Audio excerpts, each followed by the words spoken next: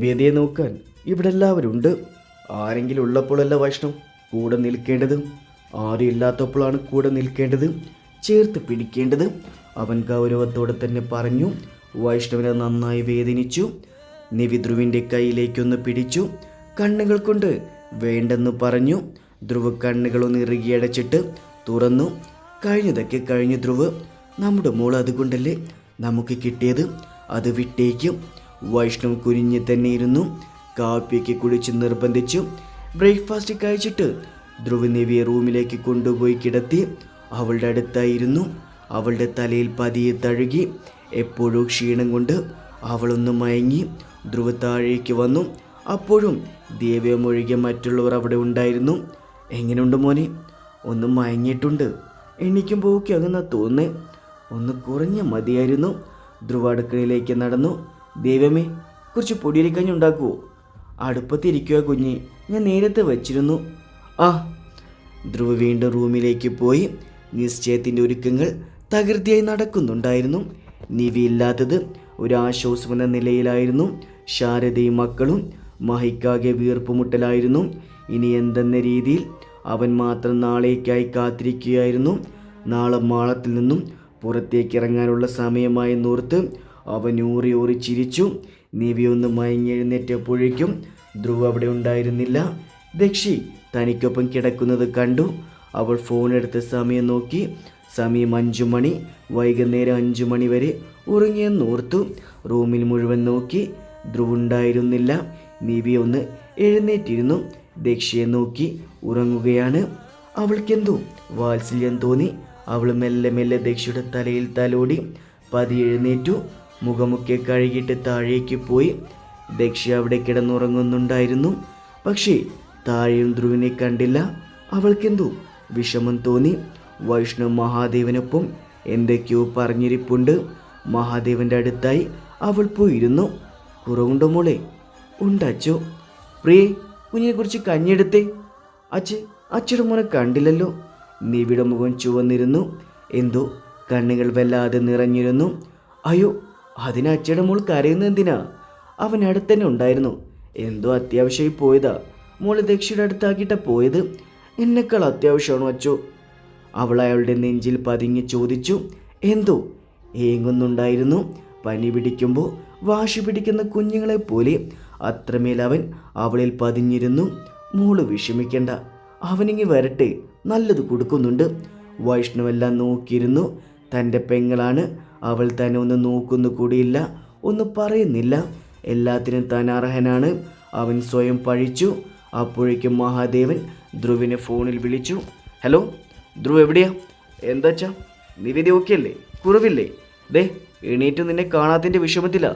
അപ്പോഴേക്കും നിവേദിയുടെ ഏങ്ങൽ അവൻ്റെ ചെവിയിൽ എത്തിയിരുന്നു. ഒരു 5 minute, I will there. Mahadevan call cut ചെയ്തു. മുളതി, അവൻ ഇപ്പോൾ വരും. നല്ല കൊച്ചായിരുന്നേ. മോശമല്ലേ കരയുന്നത്? കൊച്ചു കുഞ്ഞുങ്ങളെപ്പോലെ. നിവി വേഗം കണ്ണുകൾ തുടച്ചു. അസുഖം വന്ന എൻ്റെ കുഞ്ഞ് വല്ലാതെ വാശിക്കാരിയാ. എപ്പോഴും ധ്രുവ് വേണം. ദേവിയമ്മ അപ്പോഴേക്കും കഞ്ഞി കൊണ്ടുവന്നു. മുളതി, ഈ കഞ്ഞി കുടിച്ച്.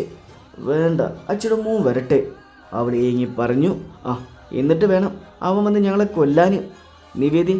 നിവേദി എന്നിട്ടും കുടിക്കാൻ തയ്യാറാകാതിരുന്നു. കുറച്ച് കഴിഞ്ഞപ്പോൾ തന്നെ വീണ്ടും അവൾ മയങ്ങിപ്പോയി. പനിയുടെ ക്ഷീണം നന്നായുണ്ട്. മഹാദേവൻ അവളെ വാത്സല്യത്തോട് ചേർത്ത് പിടിച്ചിരുന്നു. അപ്പോഴേക്കും ധ്രുവ് എത്തിയിരുന്നു. അവൻ വന്നടുത്തിരുന്നു. കുഞ്ഞ് വന്നുടനെ നിന്നെ ഞാൻ നോക്കി. അവളേക്കാൾ അർജൻറ്റ് കാര്യമാണോ നിനക്ക്?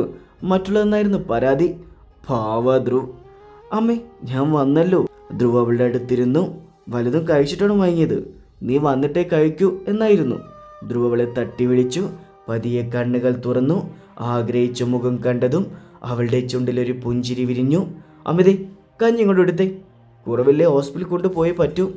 കുറവുണ്ട് എനിക്ക്. ധ്രുവ് കഞ്ഞി മുഴുവൻ വാരിക്കൊടുത്തു. അപ്പോഴേക്കും കുറച്ചൊക്കെ അവൾ നോക്കിയായി. പിന്നെ ധ്രുവിനെ ചാരിയ ഇരിപ്പ്. നിവേദി, കുറച്ച് ഓക്കെയായോ?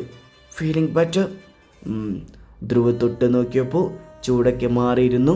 എന്നാൽ ഞാൻ ഇറങ്ങട്ടെ, ദക്ഷിണിക്കുമ്പോൾ പറഞ്ഞാൽ മതി. ആയിക്കോട്ടെ മോനെ, നാളെ കാണാം. വൈഷ്ണവ് യാത്ര പറഞ്ഞിറങ്ങി.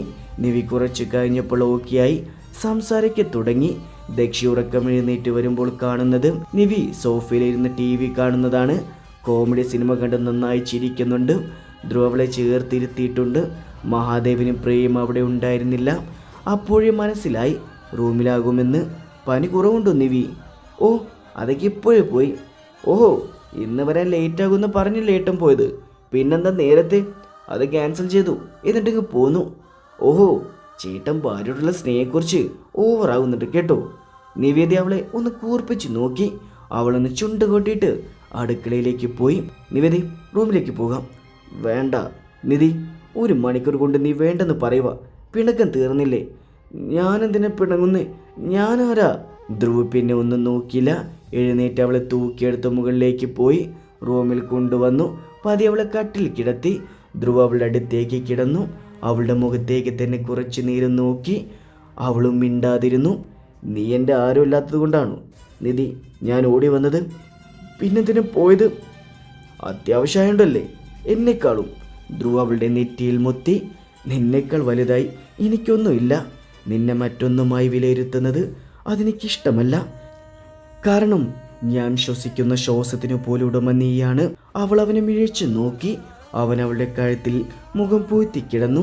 പിറ്റേ ദിവസമായപ്പോഴേക്കും നിവ്യ നോക്കിയായി. പക്ഷേ ദക്ഷി മൂക്കൊലിപ്പിച്ച് നടക്കുന്നുണ്ട്. പക്ഷെ മൂക്കൊലിപ്പ് മാത്രമേ ഉള്ളൂ. നിവി രാവിലെ എഴുന്നേറ്റു. വീട്ടിൽ പോകാമെന്ന് കരുതി ഡ്രസ്സ് അവിടെയാണല്ലോ. പക്ഷെ ധ്രുവ് സമ്മതിച്ചില്ല. അവളെ നിർബന്ധിച്ച് ഫ്രഷാക്കാൻ വിട്ടു. തിരികെ വന്നപ്പോൾ പതിവ് പോലെ കട്ടിൽ അവൾക്ക് വേണ്ടിയുള്ള തുണിയുണ്ടായിരുന്നു. അവളത് നോക്കി. അന്ന് ഷോപ്പിംഗ് മാളിൽ പോയപ്പോൾ ഡൊമയിൽ കിടക്കുന്ന കണ്ടു ഒരുപാട് ഇഷ്ടപ്പെട്ട സാരി. അത് പാക്ക് ചെയ്യാൻ ധ്രുവ് പറഞ്ഞെങ്കിലും ഇവിടെ എത്തിയപ്പോൾ അവൻ അതെടുത്ത് മാറ്റിയിരുന്നു. അപ്പോൾ താൻ കരുതിയത് അമ്മയ്ക്കോ ദക്ഷിക്കോ കൊടുക്കാൻ മേടിച്ചതാകുന്നാണ്. അവൾ ആ സാരി ഒന്ന് തലോടി. അതിനൊപ്പം അവൾക്കുള്ള ജ്വല്ലറി ഉണ്ടായിരുന്നു. സിമ്പിൾ ഡയമണ്ട് സെറ്റ്, കമ്മൽ, മാല, ബ്രേസ്ലെറ്റ്, വാച്ച്, മോതിരം എല്ലാം അതിലുണ്ട്. അവൾ സാരി എടുത്ത് ഡയമണ്ട് എല്ലാം എടുത്തണിഞ്ഞു. മുടി ഒരു വശത്തേക്ക് അഴിച്ചിട്ടു. നെറ്റിയിൽ സിന്ദൂരം ചുവപ്പിച്ചു. ധ്രുവിനെ അവിടെ ഒന്നും കണ്ടില്ല. അവൾ നിരാശയോടെ പുറത്തേക്കിറങ്ങി. താഴേക്ക് ചെന്നപ്പോൾ എല്ലാവരുടെയും കണ്ണുകൾ വിടർന്നു.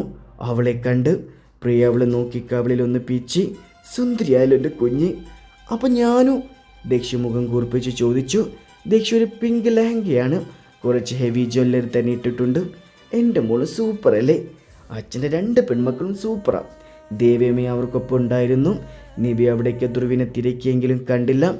ഏട്ടൻ പുറത്തേക്ക് വാ, വെയിറ്റ് ചെയ്ത് വാ, പോകാം. നിവി ആവേശത്തോടെ പുറത്തേക്ക് നടന്നു. കാറിൽ ചാഞ്ഞ് ഫോണിൽ വിളിച്ച് നിൽക്കുമായിരുന്നു ധ്രുവ്. വൈറ്റ് ഷർട്ട്, ബ്ലൂ ജീൻസാണ്. സിമ്പിൾ ലുക്കാണ്. പക്ഷെ എന്തോ അവനെ കാണാൻ ഇറിച്ചു നിൽക്കുന്ന പോലെ. ധ്രുവ് അവളെ തന്നെ നോക്കുമായിരുന്നു. അവളുടെ മുഖത്തൊരു പുഞ്ചിരി വിരിഞ്ഞു. വായി നോക്കി തീർന്നെങ്കിൽ പോകാം. എപ്പോഴത്തെ പോലെ ദക്ഷി ധ്രുവിൻ്റെ നിവിയുടെ കാറിൽ വലിഞ്ഞു കയറി. ദേവിയമ്മയും മഹാദേവും പ്രിയയും ഒരു കാറിൽ വന്നു. അവരെതിരേൽക്കാൻ പോകുന്ന ദുരന്തമറിയാതെ അവർ കാറിൽ മുന്നോട്ട് ചലിച്ചു.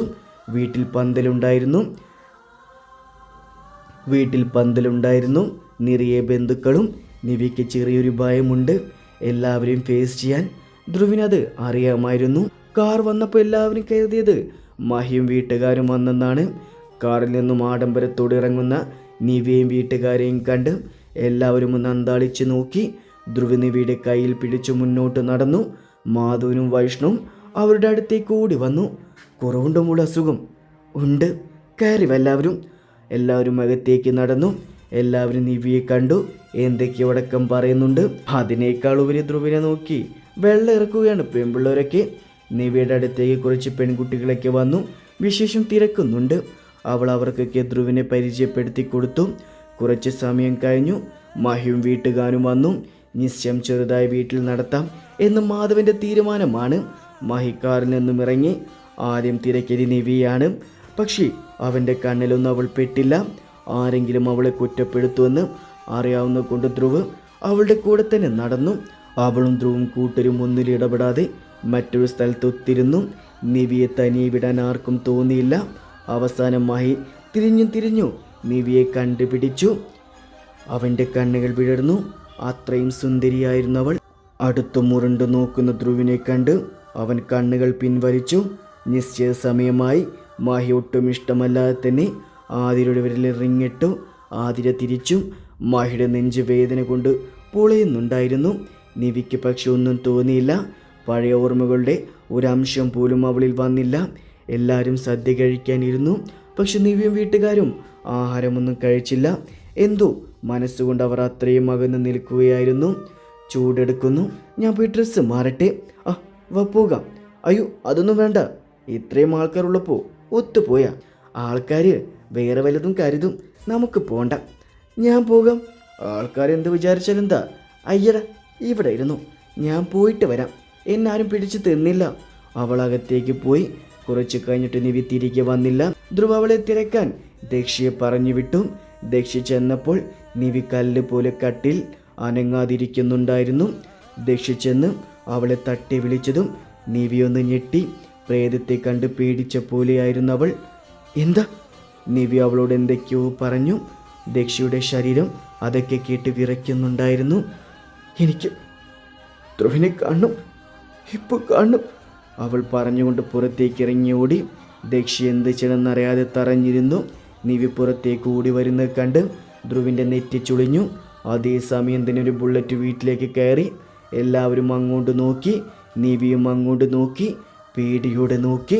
ഹെൽമറ്റ് ഊരി ബൈക്കിൽ നിന്നും ഇറങ്ങിയ ചെറുപ്പക്കാരനെ എല്ലാവരും അമ്പരന്ന് നോക്കി. നിവിയുടെ ദേഹം വിറയ്ക്കാൻ തുടങ്ങി. നിവിയുടെ തൊട്ടുപുറകെ ദക്ഷിയും എത്തിയിരുന്നു. ഒരു താങ്ങെന്നോണം ദക്ഷി നിവിയെ പിടിച്ചു. ധ്രുവ അപ്പോഴും ഒരു ഞെട്ടലുമില്ലാതെ തന്നെ നിന്നും. നേരത്തെ പ്രതീക്ഷിച്ചതുപോലെ അവൻ കൈകെട്ടി കസേരയിലേക്കിരുന്നു. കാലുമേൽ കാല് വെച്ചു. മാഹിയുടെ മൂടി ആ ചെറുപ്പക്കാരൻ്റെ അടുത്തേക്ക് ചെന്നു. മോനെ സൂരജ്, അമ്മ കാണുന്ന സത്യമാണോ? അതോ എൻ്റെ മോൻ ജീവനോടുണ്ട്? അവനൊന്ന് പുഞ്ചിരിച്ചു. ഞാൻ ജീവനോടുണ്ടമ്മേ, ജീവനോടെ. അതുകൊണ്ടല്ലേ എൻ്റെ അമ്മയും അനിയനെയും അച്ഛനെയും കാണാൻ ഞാൻ വന്നത്, പിന്നെൻ്റെ ഭാര്യയെയും. നിവിയെ നോക്കി അവൻ പറഞ്ഞു. നിവിയാകെ ഞെട്ടി. അവൾ ധ്രുവിനെ നോക്കി. ധ്രുവിൻ്റെ കഴുത്തിലെ ഞരമ്പുകൾ ദേഷ്യത്തിൽ വലിഞ്ഞു മുറകുന്നത് അവൾ ഭയത്തോടെ നോക്കി. സൂരജിനെ അമ്മ കെട്ടിപ്പിടിച്ചു കരയാനും മറ്റും തുടങ്ങി. ഏട്ടനെങ്ങനെ? ഞാനല്ല മരിച്ചത്, എൻ്റെ ഒരു ഫ്രണ്ടാ. ആക്സിഡൻറ്റിൽ പറ്റിയപ്പോൾ ഞാൻ കൊക്കയിൽ തെറിച്ചു പോയി, ഓർമ്മയുണ്ടായിരുന്നില്ല. ഇപ്പോഴാ ശരിയായത്. അവൻ നിവിയുടെ അടുത്തേക്ക് നടന്നു. നിവി, നീ എന്താ എന്നെ കണ്ടിട്ട് വരാത്തത്? നിന്റെ അടുത്തേക്ക് വരാൻ കൊതിച്ചിരിക്കുമായിരുന്നു ഞാൻ. മാഹിയുടെ അമ്മ. മോനെ സൂരജ്, അവൾ നിന്നെ ചതിച്ചതാടാ. നീ മരിച്ചൊരു വർഷം പോലും തികയാതിരുന്നു മുന്നേ അവൾ വേറെ ഒരുത്തനെ കെട്ടി. നമുക്ക് വേണ്ടട അവളെ, ഈ പിഴച്ചവളെ. നിവി ധ്രുവിനെ നോക്കി. ധ്രുവ് കൈകെട്ടി അവളെ തന്നെ നോക്കിയിരിപ്പുണ്ട്. കണ്ണിലെ ചുവപ്പ് വ്യാപിച്ചിട്ടുണ്ട്. കൈമുഷ്ടികൾ ചുരുട്ടി അവൻ ഇരിപ്പുണ്ട്. നിവി, സത്യമാണോ മോളെ? നീ എന്നെ മറന്നു? നിവി അവനെ ഒരു നികൃഷ്ട ജീവിയെപ്പോലെ നോക്കി. ഓർത്തിരിക്കാൻ മാത്രം നിങ്ങൾ നല്ല ഓർമ്മകളല്ലോ ഇവൾക്ക് സമ്മാനിച്ചത്. ഞാൻ ഒരുപാട് തെറ്റ് ചെയ്തു, പക്ഷേ എനിക്ക് എൻ്റെ നിവിയെ വേണം. ഞാൻ പൊന്നുപോലെ നോക്കിക്കോളാം. നിവി, എന്നോട് ക്ഷമിക്ക് നിവി. എനിക്ക് നീ ഇല്ലാതെ പറ്റില്ല നിവി. എൻ്റെ കൂടെ വാ. നാട്ടുകാർക്ക് അവനോട് എന്തോ അലിവ് തോന്നി. അവർക്കറിയില്ലല്ലോ അവൻ്റെ കയ്യിലിരിപ്പ്. അത് നിവിയോടല്ല, അവളെ കെട്ടിയ എൻ്റെ ഏട്ടനോട് ചോദിക്ക്. ദേ ഇരിക്കുന്നു. സൂരജ് അങ്ങോട്ട് നോക്കി. ധ്രുവിൻ്റെ കണ്ണുകൾ അവനെ കൊന്നു തിന്നാൻ ആഗ്രഹിച്ചു നിൽക്കുന്ന പോലെ തോന്നി സൂരജിന്. നിങ്ങളെന്നോട് ക്ഷമിക്കണം, എനിക്കെൻ്റെ നിവിയെ തിരിച്ചു തരണം പ്ലീസ്. അതെന്നോടല്ലതേ, എൻ്റെ ഭാര്യയോട് ചോദിക്കുക. അവൾക്ക് പഴയ ബന്ധം പുതുക്കാൻ ആഗ്രഹമുണ്ടോ എന്ന്. ഉണ്ടെന്ന് അവൾ പറയുമെങ്കിൽ ഈ നിമിഷം ധ്രുവ അവൾ ഉപേക്ഷിക്കും. അവളെന്നെ വേണ്ടെന്ന് പറയില്ല, എനിക്ക് ഉറപ്പുണ്ട്. പക്ഷെ ധ്രുവിൻ്റെ ആ മറുപടി നിവി ഒരുപാട് വേദനിപ്പിച്ചു. തൻ്റെ പെണ്ണാണെന്ന് പറഞ്ഞ് നെഞ്ചോട് ചേർത്ത് വയ്ക്കുമെന്ന് അവൾ മോഹിച്ചു പോയി. സൂരജ് നിവിയുടെ അടുത്തേക്ക് തിരിഞ്ഞു. ഇത്രയും ആൾക്കാരുടെ മുന്നിൽ വെച്ചാ ഞാൻ നിന്നെ താലി ചാർത്തിയത്. അവരുടെ മുന്നിൽ വെച്ച് തന്നെ പറയുക, നിന്നിൽ അവകാശം എനിക്കാണ്. എനിക്കൊപ്പം വാ നിവി. നിവി അപ്പോഴും ധ്രുവിനെ നോക്കി. അവിടെ ഒരു മാറ്റവുമില്ല. നിവി മഹാദേവനെയും പ്രിയയും ദേവിയമ്മയും നോക്കി. മോളാണ് തീരുമാനിക്കേണ്ടത്, മോൾക്ക് തീരുമാനിക്കാം. നിവി എല്ലാവരെയും നോക്കി നിസ്സഹതയോടെ. തുണി മാറാൻ നേരത്തെ പോയപ്പോൾ സൂരജിൻ്റെ കസിൻ സിസ്റ്റർ അവളുടെ അടുത്ത് വന്നിരുന്നു. ഫോണിൽ അന്ന് നടന്ന ചായ്പിലെ വീഡിയോ കാണിച്ചു. സൂരജേട്ടൻ ഇപ്പോഴും ജീവനോടുണ്ടെന്നും ഇന്ന് വന്ന് വിളിക്കുമ്പോൾ കൂടെ പോകണമെന്നും അല്ലെങ്കിൽ ഈ വീഡിയോ എല്ലാവർക്കും അയക്കുമെന്നും പറഞ്ഞിരുന്നു. അത് കേട്ടാണ് അവൾ സ്തംഭിച്ചു നിന്നത്. നിവി എന്ത് ചെയ്യണമെന്നറിയാതെ നിന്നു.